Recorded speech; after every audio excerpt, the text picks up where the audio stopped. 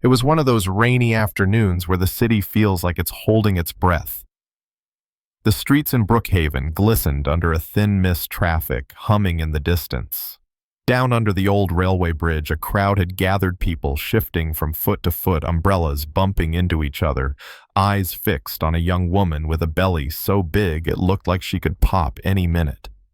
Her name was Mariah.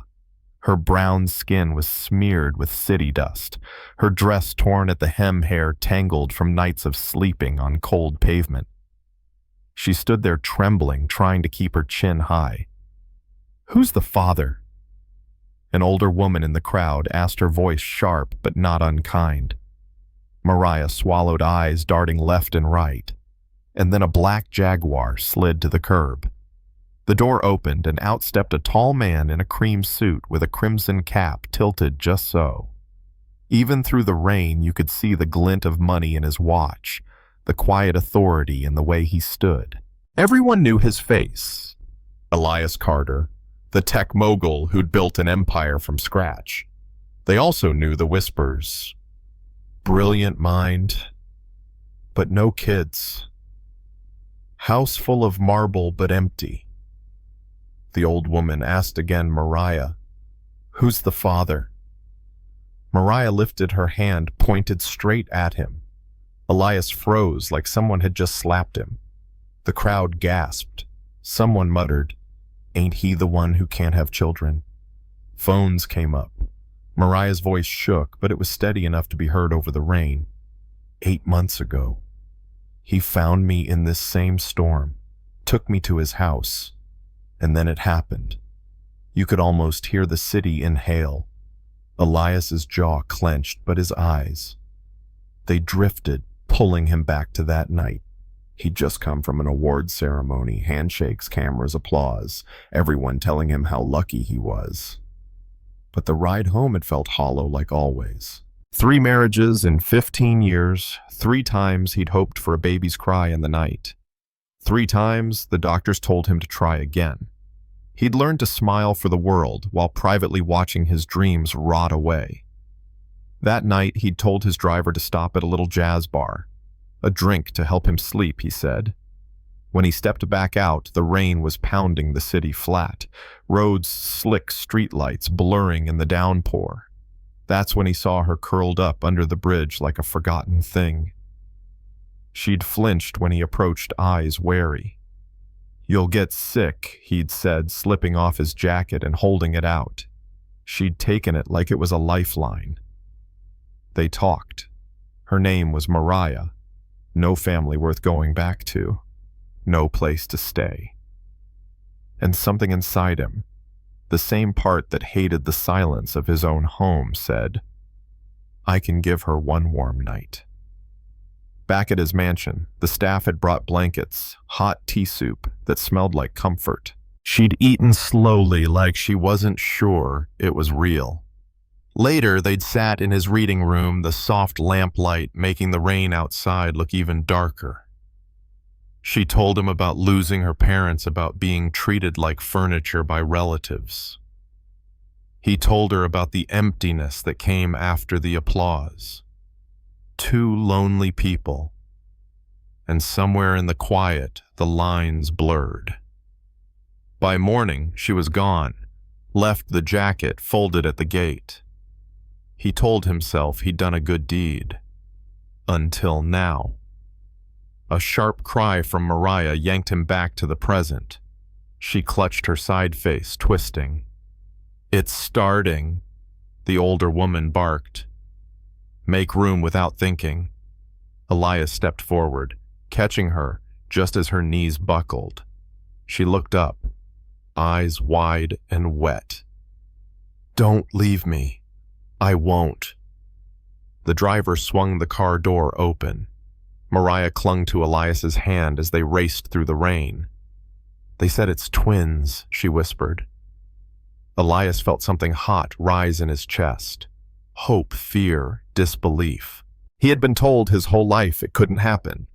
And now here it was in the back seat. At the hospital, he carried her inside, ignoring the water soaking his suit. Nurses rushed her to the delivery room, and he was left pacing the hallway, every cry from inside twisting his gut. Then he heard it. Not one cry, but two. The doctor emerged with a smile. "Congratulations, Mr. Carter. 2 healthy baby girls." He stepped inside, saw Mariah holding the tiniest bundles wrapped in pink. She looked up. "This is Juliet, and this is Jana." He took them in his arms, so small he could barely breathe. "Thank you," he whispered, voice breaking. But even in that joy, a shadow crept in. He needed proof, not because he didn't believe her, but because he wanted to silence every voice that had called him a fraud. The DNA test confirmed it, 100% his.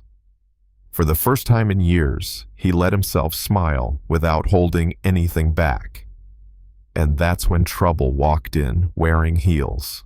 Claudia, his second ex-wife, strode down the hall, red lipstick sharp as a blade. "Twins," she said, voice dripping with disbelief. "I was married to you 5 years, Elias. Nothing. And now some girl from under a bridge gives you 2 at once." He stepped between her and the door. "You don't talk about her like that." Her eyes narrowed. "You think the whispers will stop. You're just giving them more to talk about." He didn't flinch. "Maybe I want them to." 2 days later, a letter arrived at the nurse's station. In red ink, "Those twins will never leave this hospital alive if you don't walk away from the mother." Elias's blood ran cold. He tucked the note away, called his head of security, Mason. "From now on, she and the babies don't take a step without protection. And find out who sent this." Back at the mansion, Mariah's eyes went wide at the size of the place. "I don't belong here," she whispered. "You're the mother of my children." "That's all that matters," he said. But the threats didn't stop. Mason caught a shadow lurking near the gate, gone before they could grab her. Another note on the ground. "We warned you. Next time, it won't be a note." They pored over security footage until a hood slipped back just enough to reveal a face Elias knew too well. Claudia. That night, Elias told Mariah the truth. "She's behind this because you have what she always wanted." Mariah held the babies tighter. "What will she do? I won't give her the chance to do anything more." It came to a head at sunset a week later. Claudia showed up at the gate in a black dress, eyes glittering. "Those twins will ruin you, Elias. People will believe I was right about you." Mariah appeared at the top of the stairs, Juliet in her arms. "Why are you doing this?" Claudia looked her up and down. "Because women like you don't belong with men like him." Elias stepped between them. "You will never come near my family again." Mason and the guards escorted her out.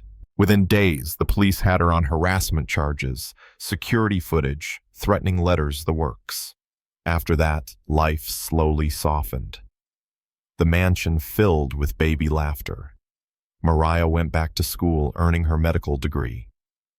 Elias built her a clinic to treat people who couldn't afford care. The twins grew into brilliant young women. 5 years later, Mariah stood in her white coat, her name on the wall of the clinic. Elias watched her from the doorway, pride swelling in his chest.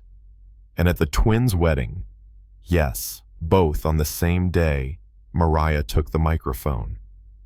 "I was a girl under a bridge, and one rainy night, a man stopped his car. What happened wasn't planned, but it gave him what he'd prayed for, and gave me a life I never dreamed of." The guests stood clapping. Elias kissed her forehead, and somewhere beyond the glow of the lights, the city still whispered. Some believed the story, some didn't. But inside that garden with their daughters laughing and music in the air, it didn't matter. Now I'm curious, if you were in Elias's shoes, would you have stepped into that crowd under the bridge? Or would you have walked away? Tell me in the comments.